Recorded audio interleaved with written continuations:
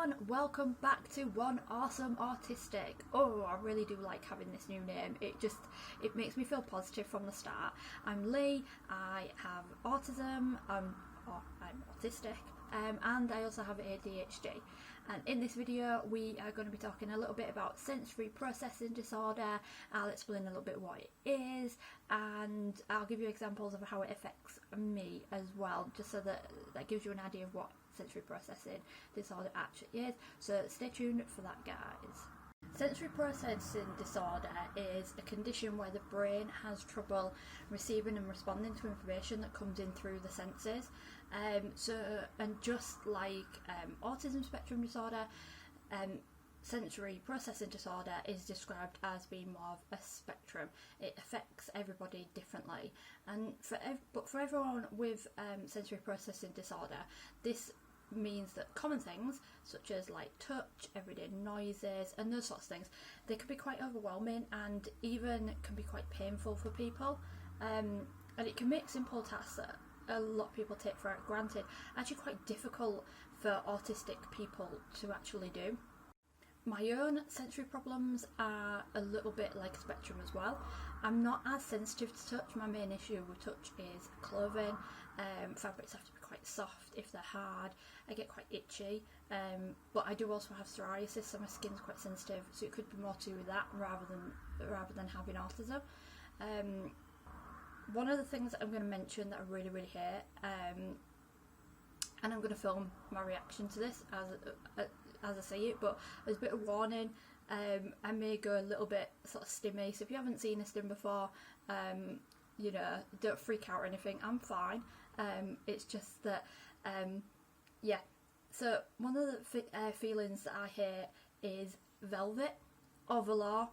Oh, my hands are going. Oh, I just, even like mentioning it, so this is what I'm doing. What you can't see below the screen is this, because the idea of velour and velvet, it makes me want to rub my hands as a stim. I hate even talking about it. So if anybody else is like that with touch, let me know in the comments below, because if I touch you by accident, it just freaks me out. And if you've got different sensory problems what I have, let me know too. I find the similarities and differences that we have as autistic people fascinating. It's a bit of an interest of mine.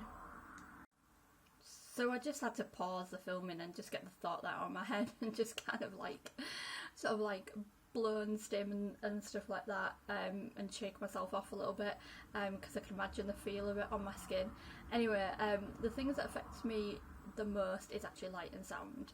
They affect me quite horribly. With light, I can't stand it to be too bright.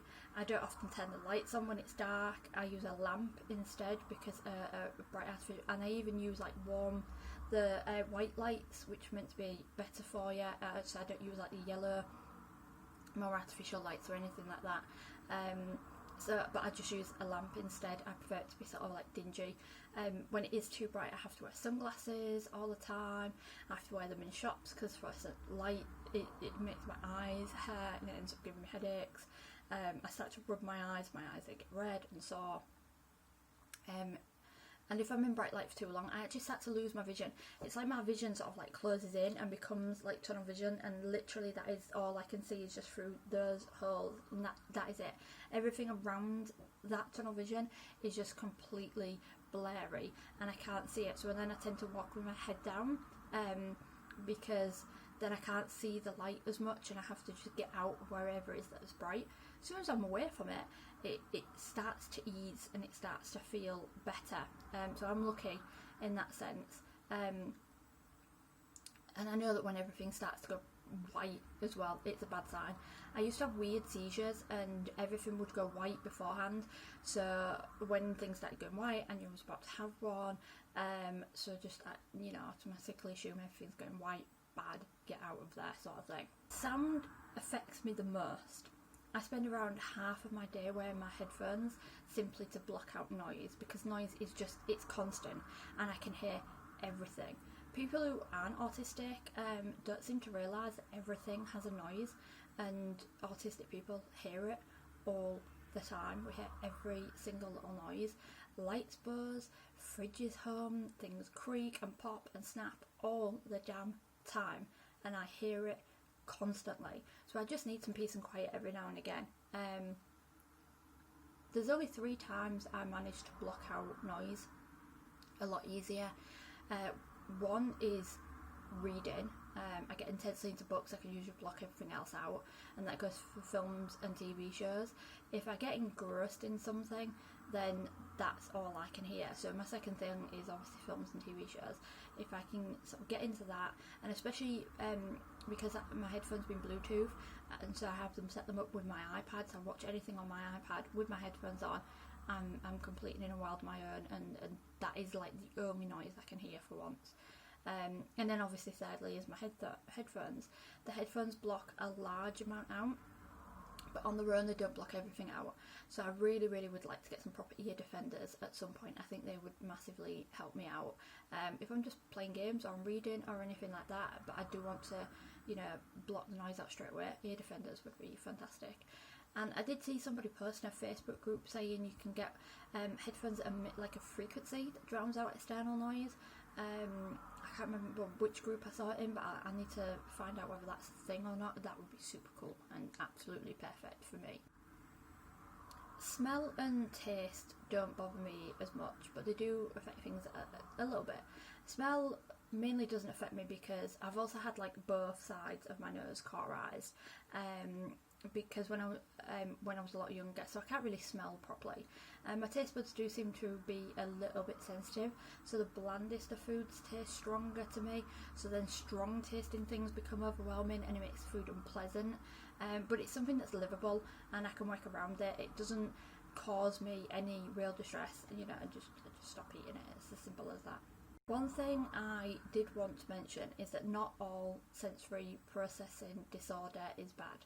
Since being diagnosed, I came across something called sensory seeking, and this is where something to do with a particular sense is actually really pleasing, because of the way the brain obviously interprets that particular sense.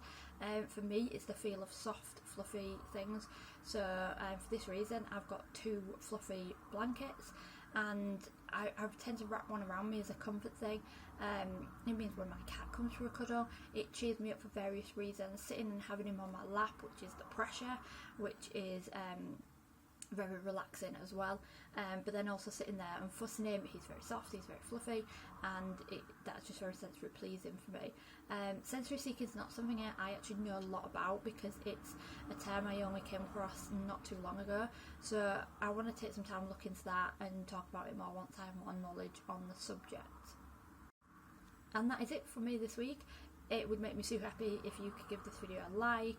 Don't forget to subscribe if you would like to see more videos from me. Very appreciative of all my subscribers. As of filming this, I'm on 36 subscribers. So 36 people out there like what I do, and you have no idea how happy that makes me. I really truly appreciate it. The more subscribers I have, hopefully that means the more people find these videos informative or helpful, or anything like that, and that truly makes me happy. My goal in life is just basically share my life experiences and hope that they help somebody in some way. So that's it from me. I shall see you in the next video. Bye for now.